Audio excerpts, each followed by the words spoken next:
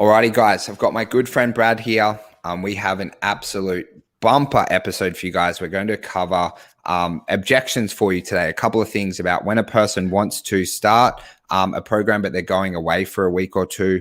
Also, financial objections. So Brad has a really cool acronym, Faster B, that he's going to cover about how you overcome these price objections within your sales. So strap yourselves in.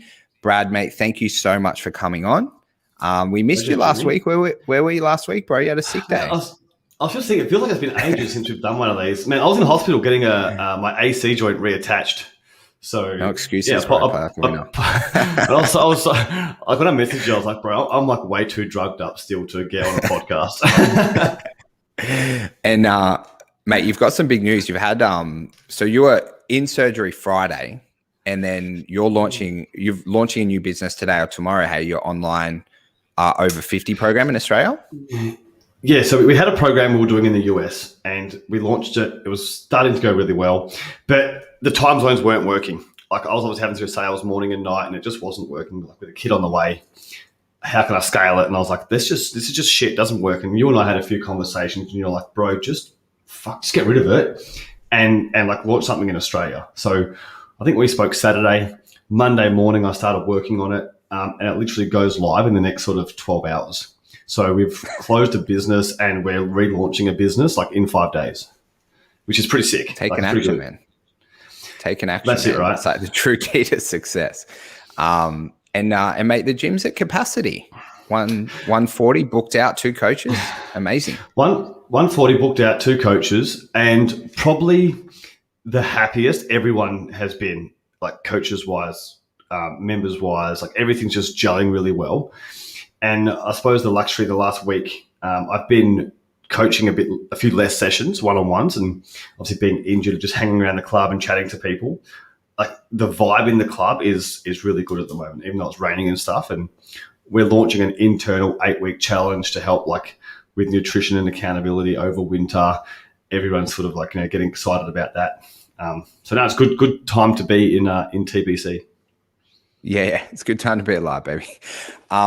Mate, let's get into good stuff today. So I had a couple of questions for some people who've been reaching out about the podcast. I missed you last week, but mate, an interesting one we're chatting about a time objection. So to put it into scenario for those watching or listening, you have a sale, the person wants to start, they're ready to go, but they're going away for work or maybe personal, like travel for 1 to 2 weeks. So it's not logistic. It doesn't logistically make sense to start the program today because they're not actually in the location.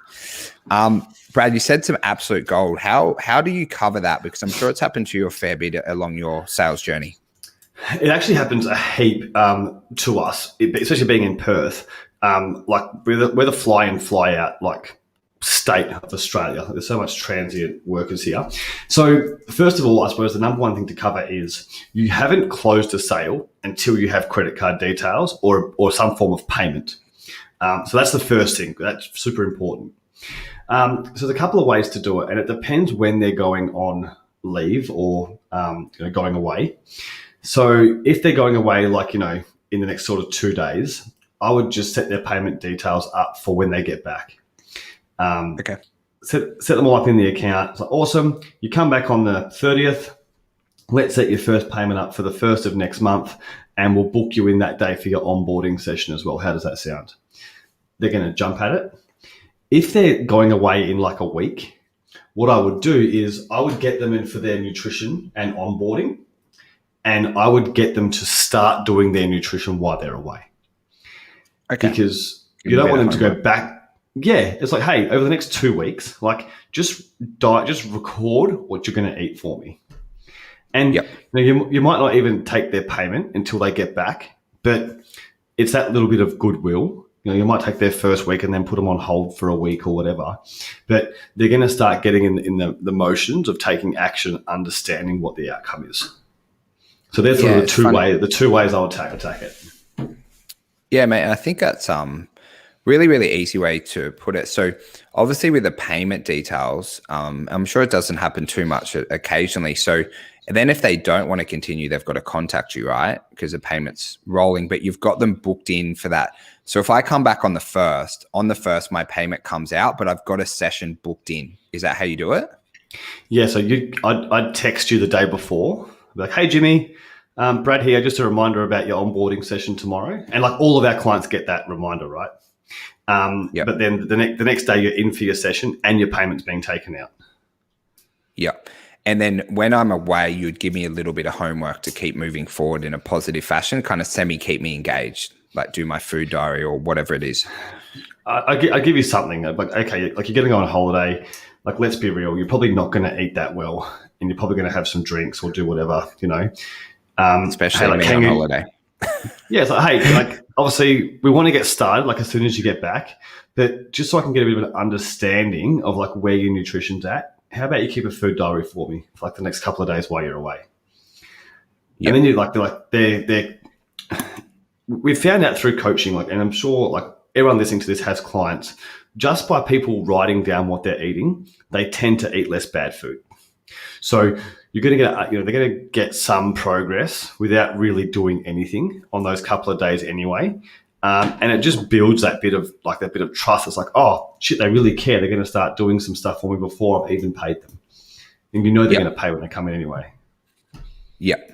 Nice and easy. So guys, just to recap that, right? So you can put it into play in your business. One, if someone needs to wait, make sure you've get the payment to set them up to start on the day they're back or the day after. Okay. And then have them booked in for a session onboarding, however it looks like that in your club. So they've got an appointment to come into, and then make sure you give them a reminder to attend. And depending on how they're traveling, like if they're going personal, business, whatever, give them a little bit of homework, right? That makes them a little bit healthier and fitter, but you customize it based on whether it's like maybe a holiday might do a bit less. If it's a business trip, Brad, and they've got more time, you might give them a couple more things to do. Is that kind of how you do it? Yeah.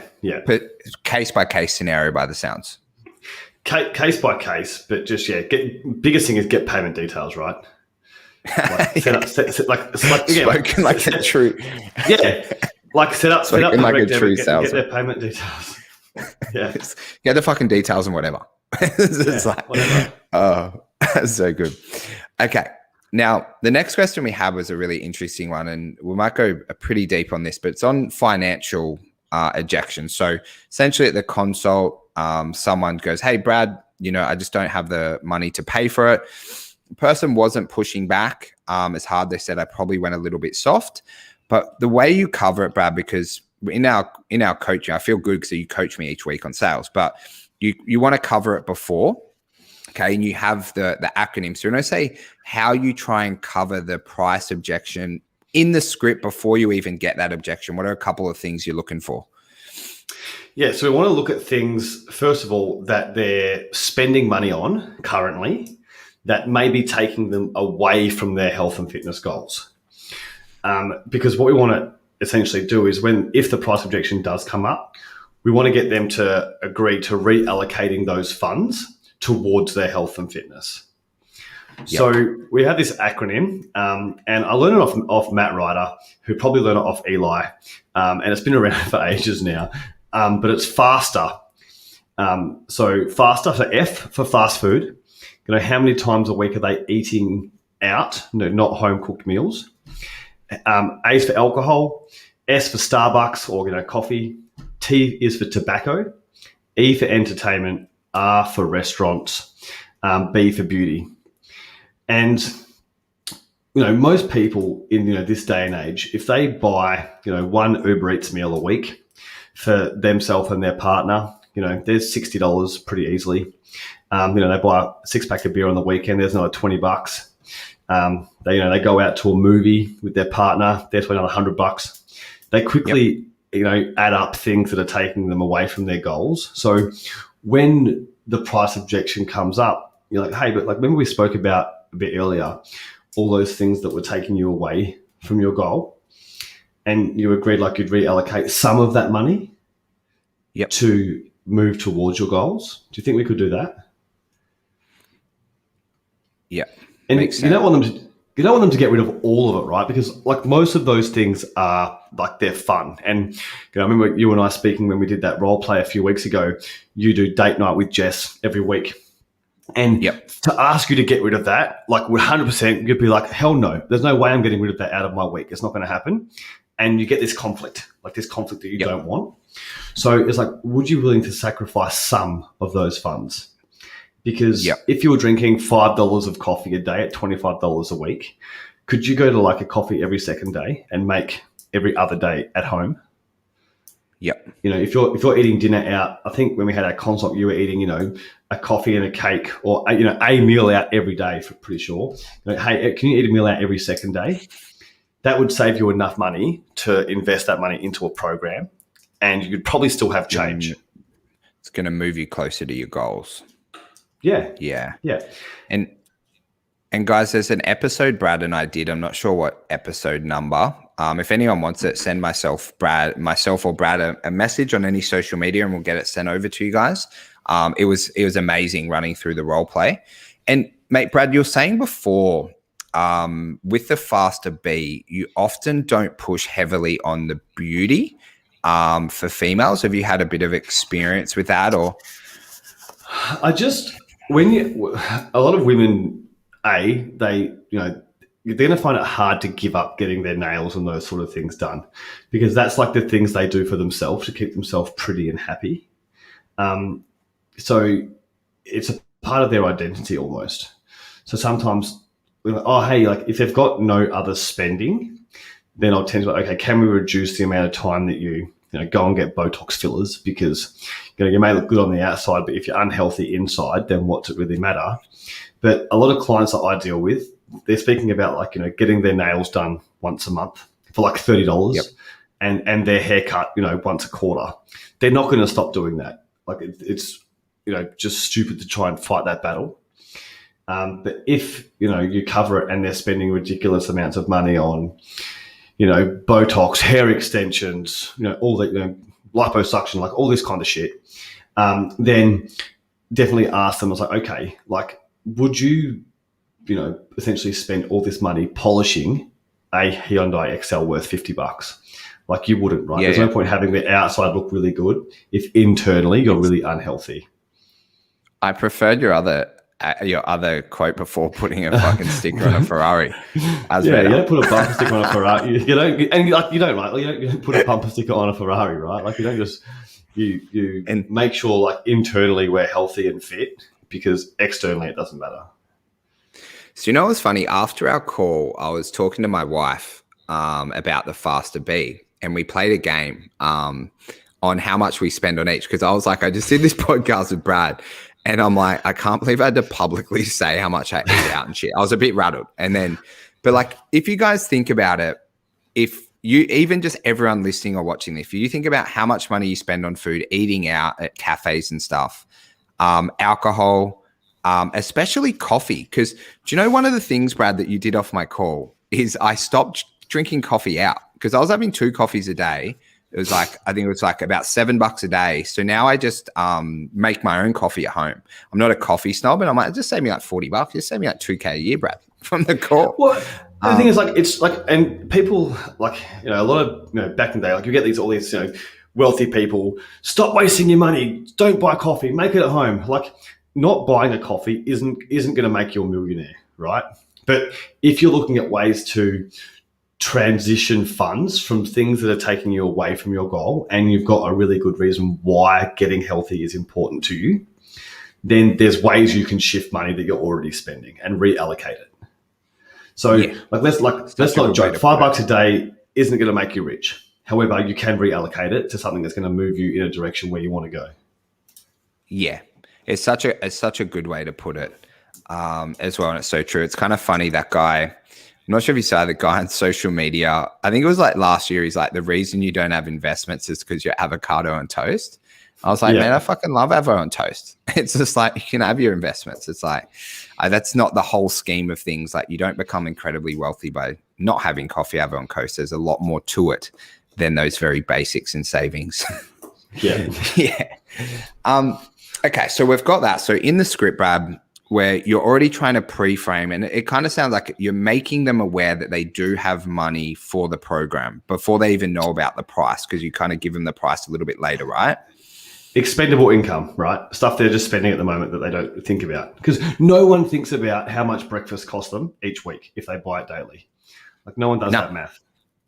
And just pay for it, right? Is there anything else in the script? So, this price objection for the person obviously came up at the end. They're like, I can't afford it. So you've got the faster B covering through that. Is there anything else in the script or any type of questions that you asked to try and overcome that objection before it pops up? So going through their faster B and obviously seeing where they're currently spending money that's taking them away is generally the nuts and bolts of it. And then asking the question, would it be reasonable if we reallocated some of these funds to move you towards your health and fitness goals? So like I use health and fitness goals, but you would insert their goal. So would it be reasonable to reallocate this money to help you drop that 20 kilos? Perfect. Or whatever, like tie it back in. Yeah. And so guys, strap yourselves in because we're about to get into the good shit here, okay, at the end. So you're talking a bit about how you position your pricing, Brad, from an upfront payment to, essentially downgrading the frequency of pay and the amounts and things like that. So, when you pitch your offer, Brad, do you pitch the upfront payment straight away, or do you, do two options? How do you kind of close at the end? It depends what I'm generally selling. So now, because I do a lot of online sales as well, I go upfront. I want the money up front so I can put it back into the business to keep growing.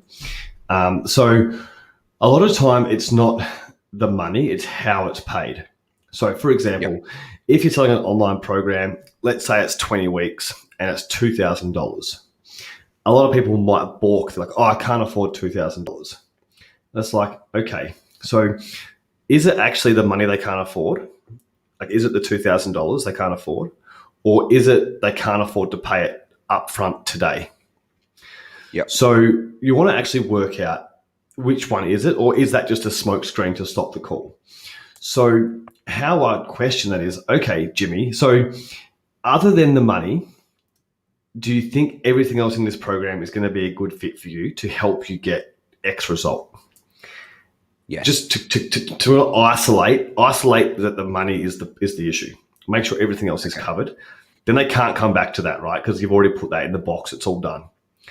And then you want to ask, okay, Jimmy, is it the $2,000, like the upfront payment, that's the issue? Like if we could work out a way to maybe do that on like a payment plan or something, like in monthly payments, is that something that could work? Yeah. And it would, yeah. Generally, the answer is, what would that payment be? Okay. What does that look like? What does that look like? And generally, you do a discount for upfront. So, okay, cool. So, like the monthly payment is a little bit more, obviously, because we give you a discount for the upfront. But the monthly payment's going to be, $250 a month. How does that work? Oh, it doesn't still quite work. Okay, well, what about fortnightly payments?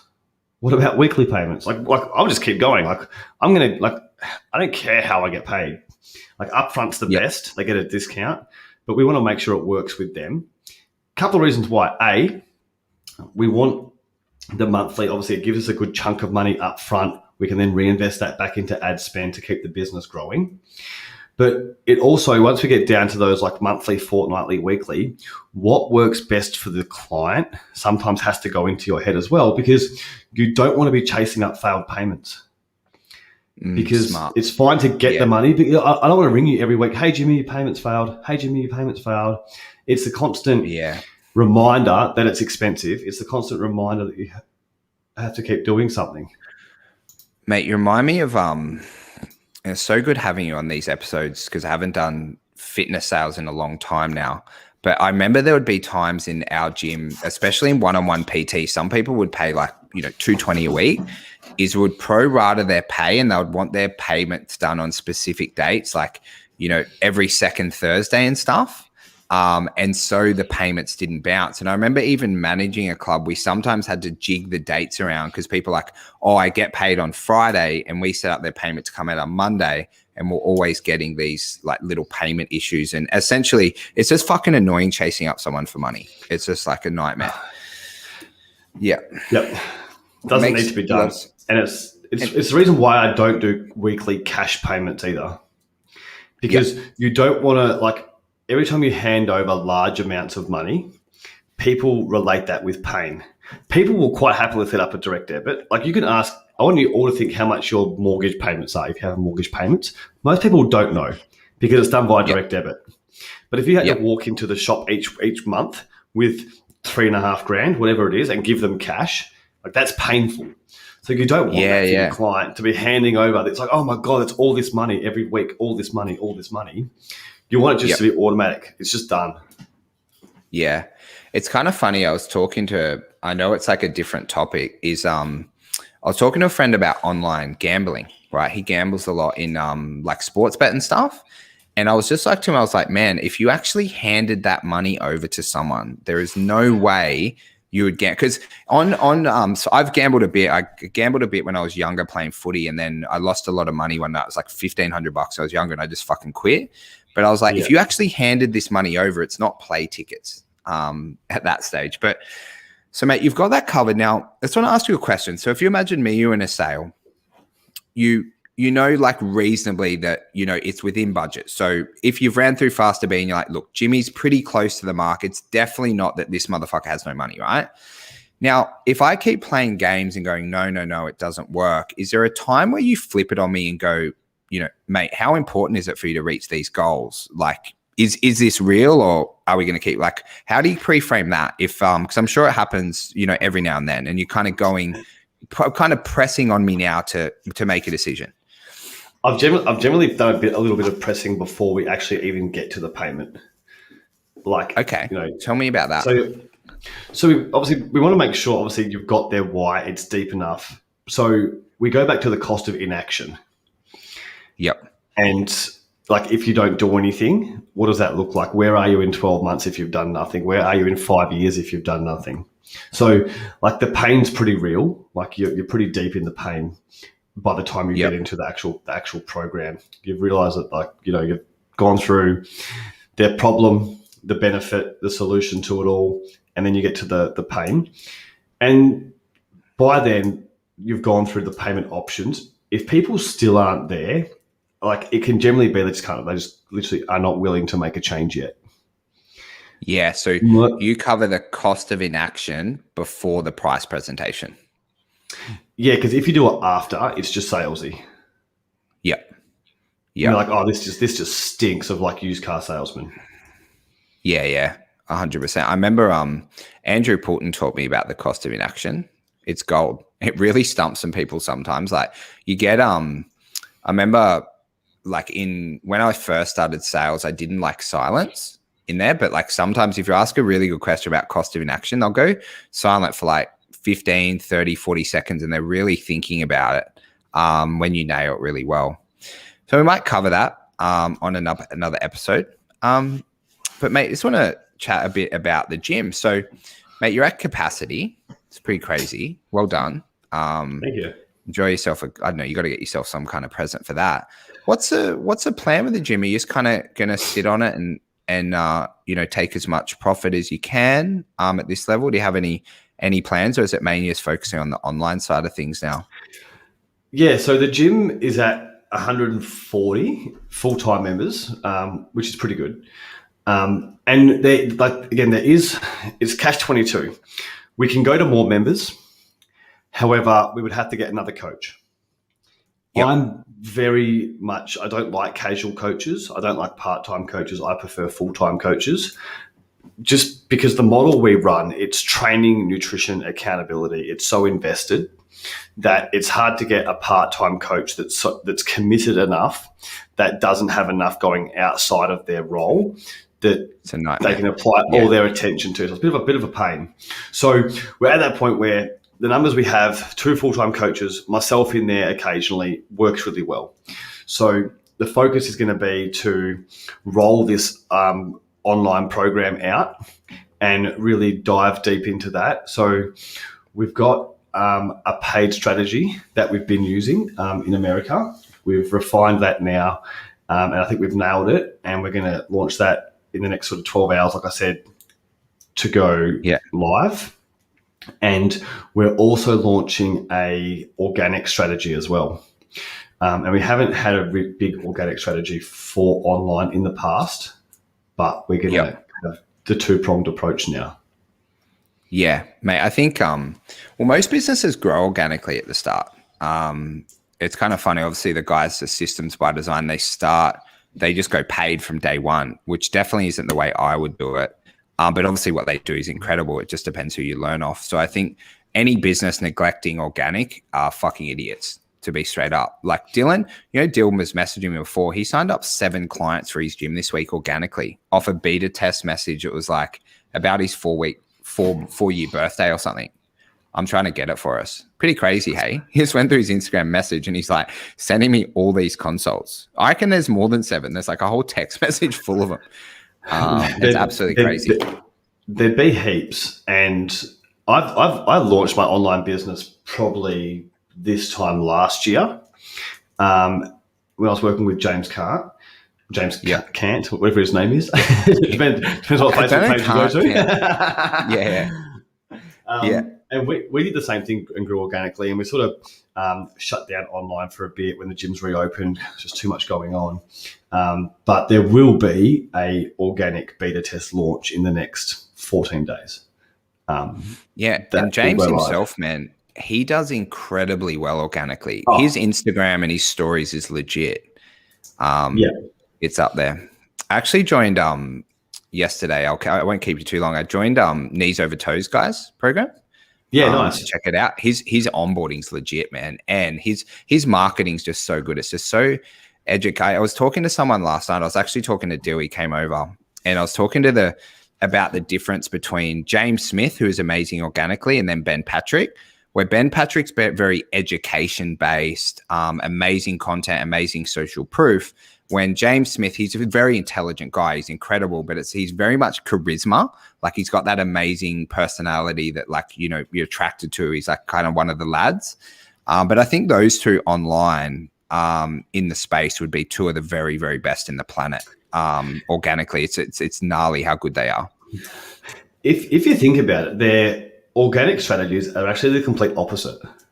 So I know. Ben Patrick speaks about recovering knees, and he has his niche. This is what I do. I help people fix their knees. I help athletes, blah blah blah. Where James Smith is fucking don't eat keto, don't do this. I don't want these people. So he disqualifies everyone that believes in that and attracts everything else. So it's actually the complete opposite strategy, and it works perfectly for both of them. Yeah. It's kind of funny with so a lot of James stuff he has, like in marketing, you picture who the enemy is, right? And I was doing it in our program with the 10K coaches. I had people reaching out to me and shit, like other coaches being like, are you sledging my program and stuff? So I kind of stopped it because they're mates and it wasn't anything personal in them. But James Smith does it well. He just is like, keto, carnivore. He's a very, very amazing marketer, as is Ben Patrick. They just do it in different ways, which is quite incredible. Let's take James Smith for a second, right? And let's just sit there and go, okay, if he just marketed, hey guys, come and eat a sustainable lifestyle and this would be amazing. You'll get great results and do some weights training. Fuck off. How boring. No one would pay attention to him. It'll just be another person on the internet saying the same stuff. Where by calling everyone out, everyone's like, hell yeah, I hate keto, I hate carnivore. I'm with this guy, he's so good. He gets all these people rally behind him and gets this massive following. It's so smart. And it's worked really well for him. And the thing is now all these people are trying to match it and it just doesn't work, right? You can't be him. You need to be authentic. You can't copy it. I'm not sure if you're the same as me, but I go in loops of people on social. So Gary V, I followed for a year, and then obviously their messaging changes. And then Grant Cardone, I was a massive 10x guy for a year. It was fucking 10x. But James Smith, I followed. It was in COVID last year. I was following his stuff just because he's fucking hilarious, and the way that he presents stuff, it's entertainment and education. It's that he's just very, very good at what he does. Very good at what he does. Look at his book. It's not a diet book. That's a book about diets. Yeah. I've read both his books. They're quite good. And I'm not a life coach. Yeah. He'll be good. Maybe one day if we get big enough, James, Brad will have him here one Friday talking about sales. Yeah. He does these daily emails and stuff. They're a cack as well. They're a cack. Well, in saying that, Gary V's coach, his online trainer or coach he had living with him for 12 months, Sciat Fitness, he actually posted the other day, he will do anyone's podcast. So if you email him, he will get on any podcast. And he actually sent his email. How much time does this guy have? I've got it. Like, I do this podcast with my friend Jimmy. We talk heaps of shit about sales and labs. Do you want to jump on? That'll be ripping. Let's do it. It's done. Yeah. It's going to happen. Awesome. Mate, thank you so much for jumping on. Guys, I hope you got a little bit of value, especially from the sales component at the start. If you like the sales component or if you like Brad and I just chatting, please let us know. We'd love your feedback. So I'm Jimmy_Pomponio. Brad, where's your best Instagram account? What is it? It's Bedford Brad 87. Bedford Brad 87. Guys, send us a message if you ever want us to cover anything, especially Brad on sales. He's the very fucking best at it. We'll love to cover it. And Brad, mate, thank you so much for jumping on. Pleasure as always.